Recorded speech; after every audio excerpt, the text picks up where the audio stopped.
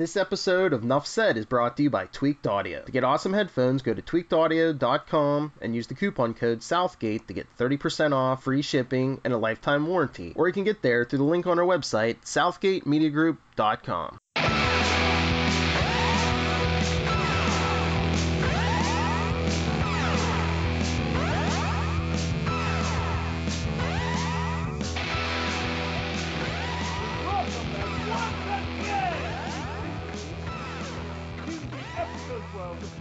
The penultimate episode, Take a Drink, as Trish makes a move on Salinger. Jessica intervenes and ends up caught in a harrowing dance with a killer. Our director this evening is the great Sarah Boyd. Brian Michael Bendis and, of course, Michael Gatos get our Marvel Created By credits. Okay, and now we've got our story editors, Jay Holtham and Jamie King, doing that hard editing work. Our written by goes to Mr. Scott Reynolds, hardest working lady in show business. I am guessing, or possibly a man in show business.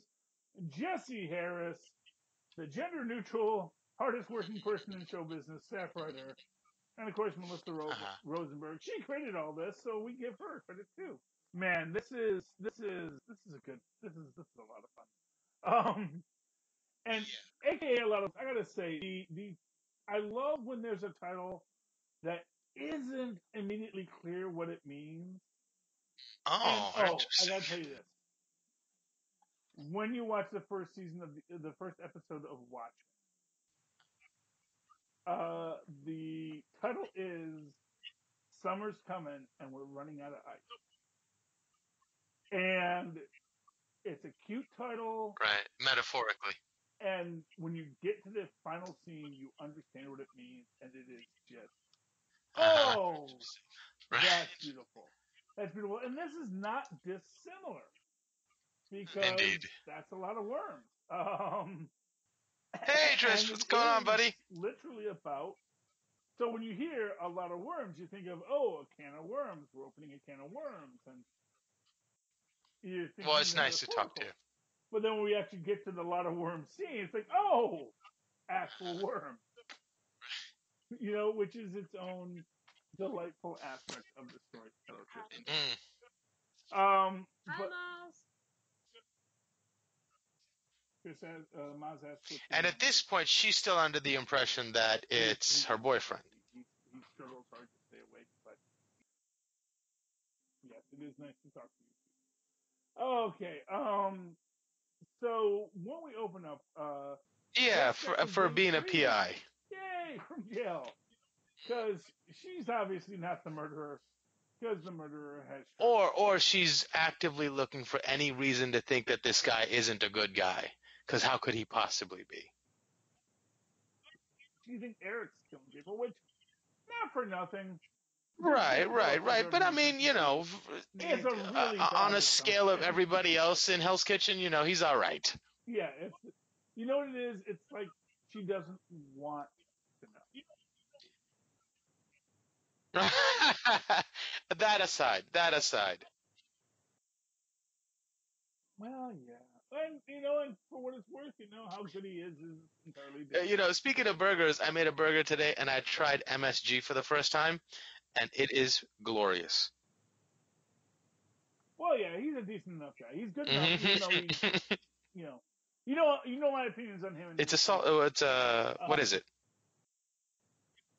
I'll go all the way back and I'll say, man, Fool Killer was right, is what I will say there.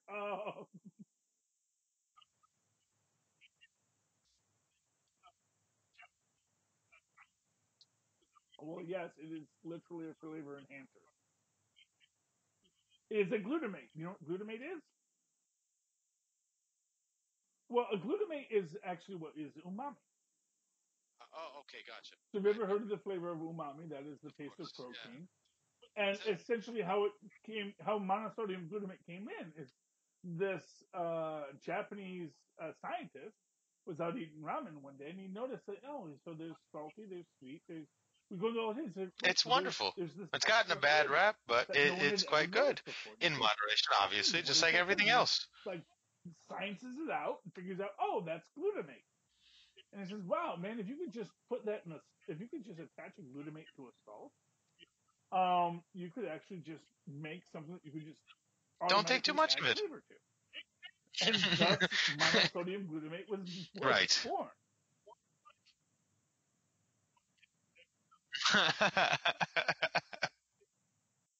The other salt, you don't want to oversalt it, because monosodium glutamate can knock your electrolyte levels off because you're taking too much of it. But they,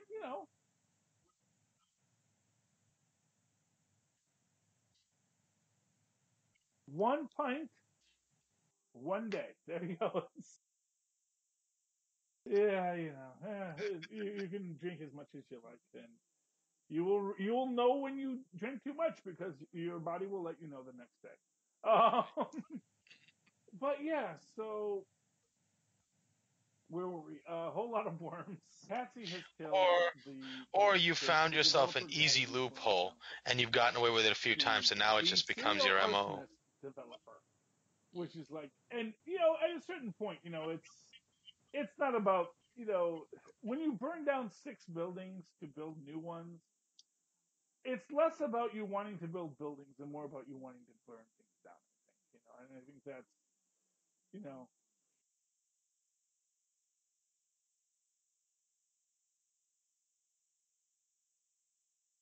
well, it's I don't know. I mean, I'm a big believer that when you continually do something, because not for nothing, when you're burning things down, that's a huge risk. That you got away with a huge risk is is great for you, but that you keep on going back to it says that it's more about getting away with the risk than it is about what you're accomplishing through the risk. I always say, there's a joke I really like. I'll do a real abbreviated version about this guy. He goes hunting bears, and he misses the bear the first time, and the bear offers him to actually, he'll either eat him or he'll have sex with him. And the guy agrees to the sex, and this happens 2 or 3 more times. Each time, as the guy's trying to come out there to get his revenge on the bear, and by the third time, the bear says, "This isn't about the sport anymore, is it?" And that is, I think, how I feel about this guy who Patsy winds up killing. And and this is all, of course, while Patsy is processing her mother's death because she feels, you know, she can kill this guy. She could kill, and this is the truth: is she could kill Salinger whenever she wants, however she wants, and she's being told she can't. And that's the person who needs the killing. And when she's fighting other people, she's doing other things. She's kind of pigeonholing herself into a spot where it's like it's not really what she wants, but this is where she's at, and she winds up again accidentally killing, much like she accidentally killed the cop in the previous, where she pushes the cop and grabs his badge, and he falls back and hits his head, which is just like, man, that is like the easiest way to kill people. It just seems that. I was watching an episode of Columbo the other day, and like this, it was the one where he goes to London, and this this guy gets into a fight with this woman's husband, and she throws a box at his head, and it hits him, and it just happens to Yeah, him in and just the punches right to the spot, back of the head are illegal in MMA. and it's just like, man, and and you would say that seems unrealistic until you realize that actually your head is covered with massive veins and a very delicate brain. That actually, if you do hit it just right, you actually do just die pretty much. So it's that's why Right, rabbit right. Well, punches that's just are illegal marketing. as well. Yeah, well, that's what a rabbit punch Right, is. right, right. So yeah, you're not allowed to do that because yeah, it's Yeah, not only is a it lot of really a these quick way to techniques go to end up game being over, but that you could Daffy also Duck really trick that game you can over only it. do once. So mixed martial arts. The whole idea of no holds barred. Very quickly you realize why certain holds are barred. Yeah, I was like, oh, no hold bar. It's like, oh wait, we should probably bar that hold. We'll let you do the scissor. Is We'll let trying you to do a kill scissor another lock, guy. but yeah, don't not around the neck.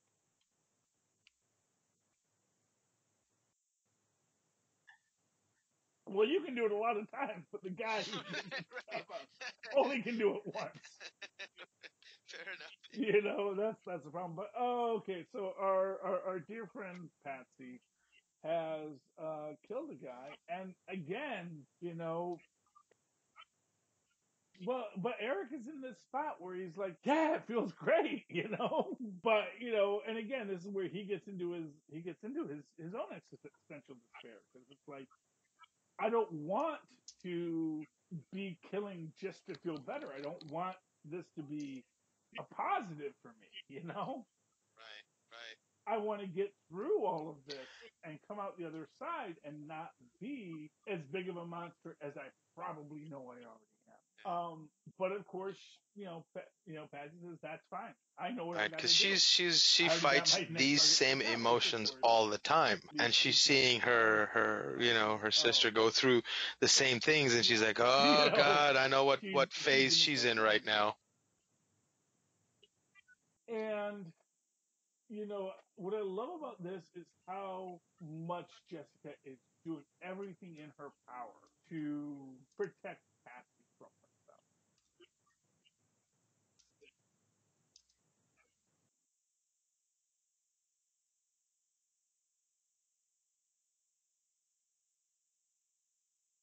Well, yeah, and to be fair, you know, is really where she's at. It's hard to describe it in any other way aside from the fact that they're both working through this realization that they have power. And, not to belabor the point, but with Oh that no, power comes I thought you said death metal. I was like, well, no, not but so much is that anymore. great responsibility to protect or to defend? And I think Oh, that's oh, where oh, yeah, I know the this. It's the point guy of with the Death spiky Note is. hair. He's a demon You who, and if know, you write someone's name in the book, he kills him, it's right? like Death Note. I don't know if you're familiar with Death Note. It's an anime series. I think it might. Guy gets a hold of a magical notebook, essentially, and I'm giving you like the bad Cliff Notes Wicked.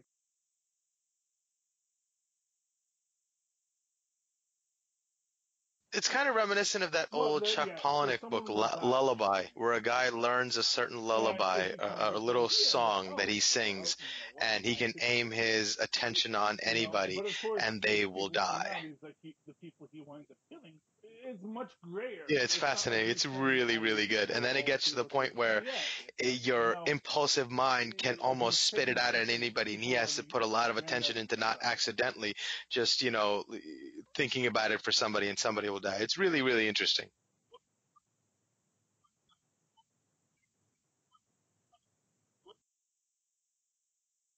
Oh, things to sleep. Oh, that's a beautiful story. Wow.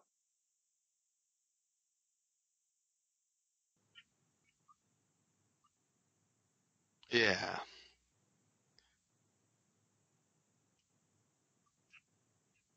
Mm, Well, yeah. Well, that's sort of what going all the way back to season one. mm. What Kilgrave said. It's like, I don't intend it. It's just every time I talk, everyone does what I want, and it's like you know, I don't know if they're doing it because I want them to or not. Of course, in the end, you know, and Yeah. that I think is maybe the point of Death Note Yeah. and everything else is that it's like at a certain point you're doing it because you want to. And that is I think where Patsy finds herself Mm. because Jessica really plays all the angles. And I like the fact that she's now planting evidence since she had already Yeah, destroyed and not only that, but there's something to everything. it with him. The She got reason her he needs to kill supervision is hat on, that's the and only moment she you can works with get Hancock. And somebody basically, to what I like let about it down is their she's walls to basically admit who they outsmarting are, or so he sees it. So But in that then moment, he there's needs to always going to prove that be he's the better than dark side her, in the or room he trying needs to her to know that he's better than her, have and it he all. needs her to admit that, and he And I needs think that is the to key. take her to that moment where she's about to Most die, where viewers she doesn't care about the consequences of her image breaking down, so she admits to who she really is, and that's what's really important to him.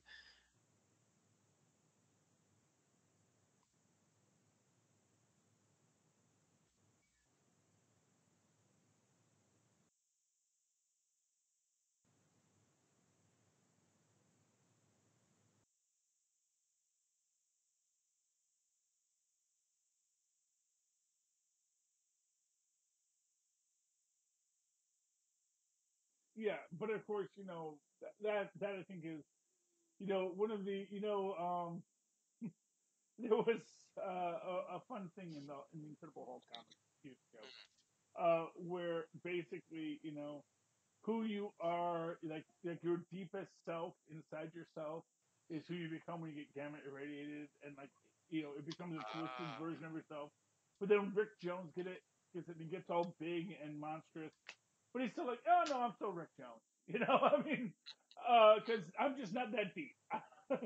I am who I say I am. I am what I am, and yeah, now I look like a giant armadillo, but I'm still just Rick Jones. And I think there's something of that to Jessica Jones. It's like, you're not gonna unmask her because she doesn't wear a mask. There's not anything about her that she's really hiding. And it's like inferiority She's a complex. lady who's dealt with a lot of trauma, and her parents died, and yeah, there's guilt and survivor's guilt and all that Psych 101 stuff that He still anyone believes the who's thing his taken father Psych used to say to 101 him. can That still certainly rides spew out in just the the way back of his Salinger head. does. And that Salinger thinks this is great deep insight is, of course, a highlighting of his lack of depth of thought. Mm-hmm.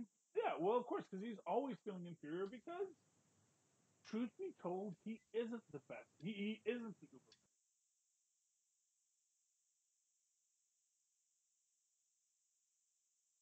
Yeah, well, it's and we do have the new Watchmen out right now, and I believe Adrian Veidt is in it. We don't know for sure because we've only seen one scene of the old British guy, you know, in his magical castle and whatnot. And and mark my words, his servants are definitely robots. But within this whole idea, it's this like that the entire concept of Adrian Veidt is and again, it's is this it's interesting that he has Ozymandias and Rorschach in it because they are both the Randian Supermen. This idea of the guy who says, "I will make myself up from nothing because that is the only way to prove that I am the best there is." Which, if you think about it, in and of itself, is also kind of a rotten way to do things because obviously, Doctor Doom built himself up from nothing, but he didn't have a choice in it. It's like he could have built himself up from nothing, but if he had had stuff, he would have said, "No, that's fine. I'm good with the stuff." Um, but anyway, where was I going with this? Uh, but Salinger, he wants to be this man who says, "I'm self-made," but he's not. Because he's literally isn't because literally he got a big insurance settlement Right. that funded everything he did from then on.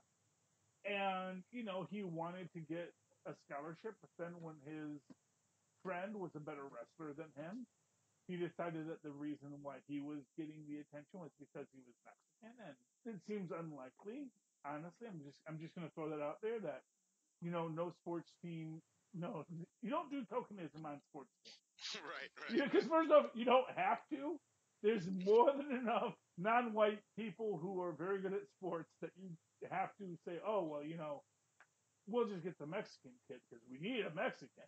Like, right. no, we've got more than enough Mexican wrestlers. We can really, honestly, a white wrestler might be exciting, but we don't have it.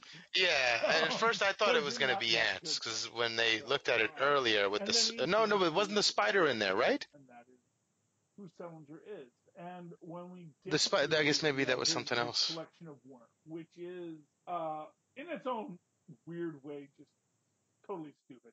Um, that he has pet worms. It's like it's not even ants, it's worms.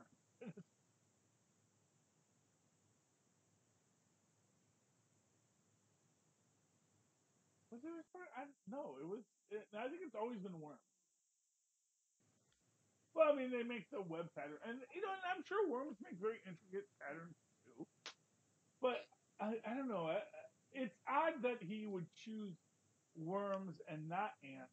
Although I guess maybe the argument is he chose worms because he could hide the camera in there, and the worms were less likely to disturb it. Right, Whereas and ants would be somehow much more likely immediately to. Costa has his job back. That was weird.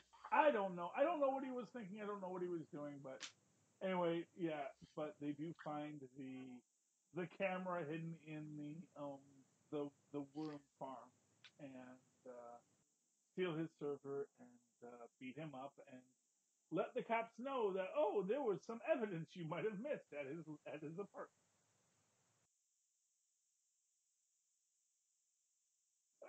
You know what? I mean, hey, unions, okay? Fair enough. Well, because he never stopped being a cop. He just got moved to another case. He got put on desk Oh, I thought duty. he got fired or something. No, you know how hard it is to fire a cop. Oh, fair enough. Especially if you haven't actually killed anybody. He's like the most he's done is like been slightly embarrassing in the way he's conducted his cases. Been a little too Yeah. trusting of Jessica Jones. It's like, yeah, we have unions for these sorts of things. Yeah. But for what it's worth, this is why when they say, that guy killed that guy, that cop killed that guy, and he's I was gets on right death all row. along, Yeah, because see? he's got a union that says, you don't get to just fire someone just because you want to. That it actually is a much more complex process. Right. No, he didn't do a good enough And job of bringing the so yeah, case, so no, but brought the trouble So instead. Costa was still a cop, still has his badge, and he gets the tip, and he goes in, and he says, "Hey, I got a tip. This is what we're gonna do." And then they go in, and they catch the bad guy. I love how Well, yeah. afraid she Well, for what was it's worth, when she was talking to for Jessica Costa, it about wasn't whether or that not anyone ever thought he wasn't right. Trish It's would come just that after her. they couldn't prove it. I guess when you recognize you only have a little bit of time left, that time becomes Exactly. so much more And of course, precious. 99% of that is the fact that Hogarth is deciding to be so helpful, which is like its own bag of hammers. I think it's always really.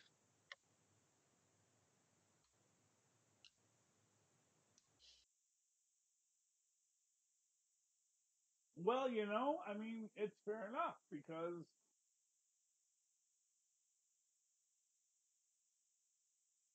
well, and more to the point, if Trisha's killing people that she knows is evil, Hogarth, and they bring it all back to the good place. It's like, you know, how much good has she done for how much evil has she done? And for what it's worth, both her and Malcolm both open up this entire season by the idea of, being vigilantes on their own and taking law into their own hands and dispensing their own justice because they know these are really evil people that they're consorting. But they do get I Selinger guess you're sort still of, somehow and involved. Hogarth says she is no longer interested in serving as his pro bono attorney. Oh no, she was still there. Yeah, no, that's not that's correct. That's a weird thing because I think like 3 episodes ago she said she was no longer being. But actually, I think that there's actually an aspect to that, which is that once you become someone's attorney, it's not that easy to just stop being their attorney. Yeah, because you're their attorney of record, so you actually are obliged to serve them. So you know. So yeah, and that's why at the end of it, Hogarth is there when Patsy decides to continue on with her plans, and I just think this is so much. It's so fascinating because this is Jessica plotting and planning and putting itself in a situation where they see now you don't have to. And the problem for Jessica is it's like she never had to. She always wanted. It wasn't that she had to kill.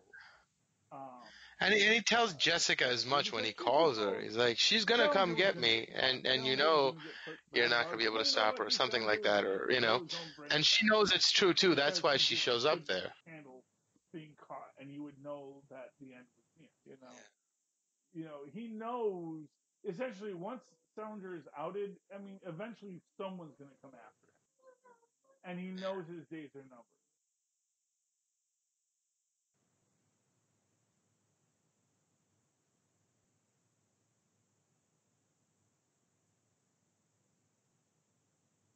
Yeah, and of course, what they do is they actually, you know, Cisco orchestrates this perfect situation in which the guy he's caught, he's going to go to jail, but that's not good enough because Patsy wants what Patsy wants. Patsy wants blood. And when she actually breaks into the courthouse and attacks him in the elevator and murders him in the elevator. I mean, it is just a powerful scene because it is literally about, this isn't about justice.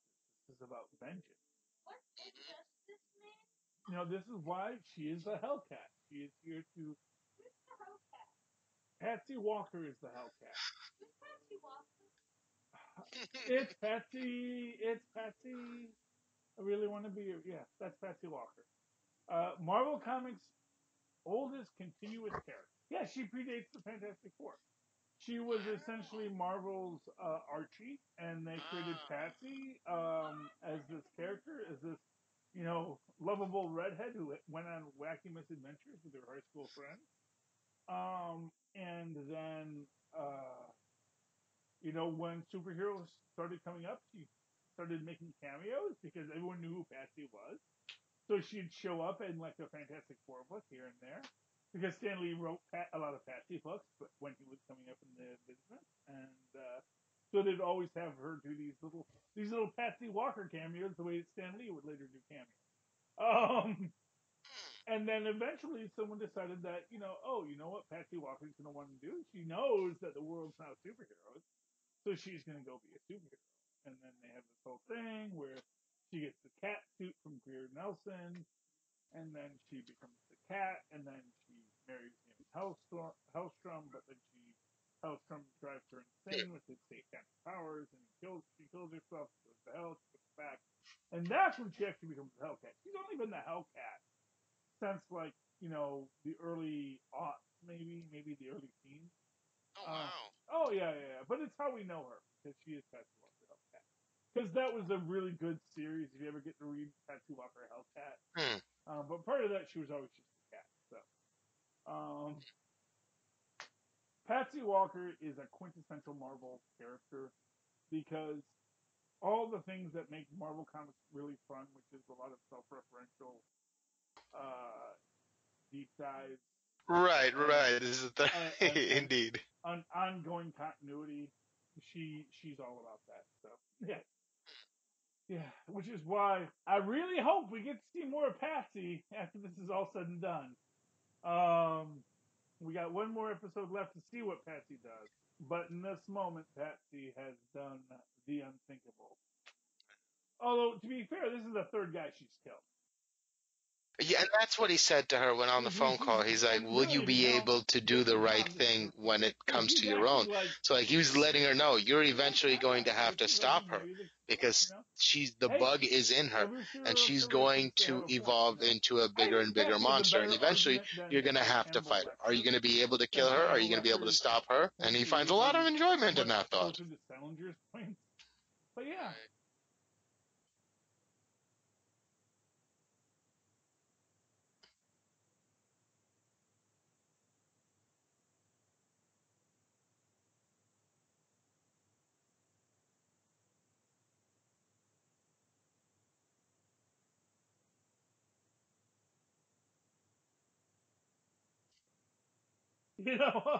That is the crux of John Trubisky is yeah, he gets that enjoyment out of saying, you have this person you love is everything that you didn't want. But at the same time, and again, this is why a character like the Punisher, even when he kills those kids, we can look at as somewhat redeemable. Because to give you the contrast, when the cop killed those kids, killed the teenage kids, it was for self-aggrandizement. It was for money. It was to maintain his situation and to expand his situation. It was never about I must simply punish. And so, there actually is a line that differentiates. So when Patsy Walker kills, spoilers obviously, when Patsy Walker kills Salinger, it's very easy to say, oh, she's a monster, but of course she's a monster who kills monsters. She is Godzilla. Hmm. You know, she is the monster who may destroy, but will also protect. You know, much in the same way that, you know, a guy like the Punisher is. He may destroy, but he'll also protect. Um, and now, of course, it's a very gray, radiating line Hmm. between the Punisher and a Doctor Doom.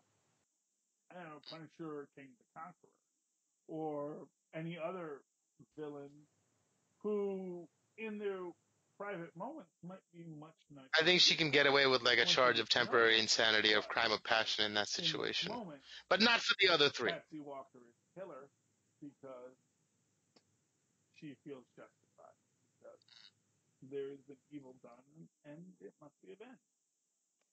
You know? Yeah, I mean, it was her mother.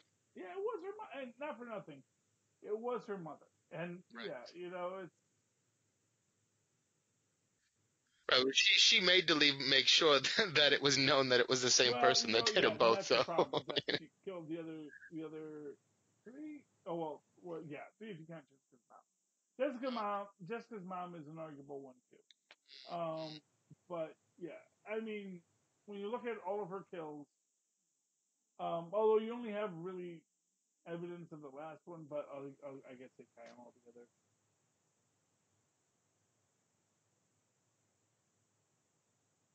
So yeah, I mean, without a doubt, she's going to jail for a long time. But yeah. she's going to the raft, and you know, not for nothing, that's where you get your thunderbolts. So, oh shoot, I'm sorry, it just spoiled the last episode of it there. Lilith, cut that out. Cut that out. Do a jump here. Um, yeah. So anyway, yeah, if she gets arrested, she would go to the raft. They can But the email raft is me at actually where they give you the mozzmanzor thunderbolts at and you get the gmail.com. That's MOZZ although to be MANZOOR. fair, Or Suicide find me Squad on came Facebook way under before Moz Marvel Manzor. ever did it, so props to you, DC, on coming up with the. Okay, Maz. I think that's all the story that happened this episode. Where can people find you if they'd like to tell you what they feel about things as well?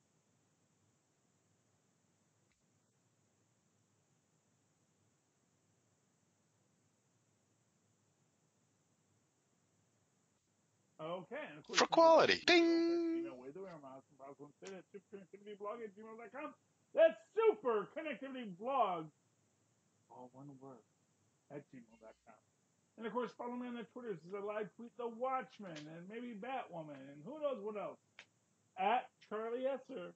That's CHAR, the lightning. SDR. Look for the two E's in the middle. There you go. All right, ladies and gentlemen, that has been the penultimate episode of the AKA Jones cast. Just know that after it's all said and done, all me and Maz ever wanted was to just really, really, really be your friend. Good night.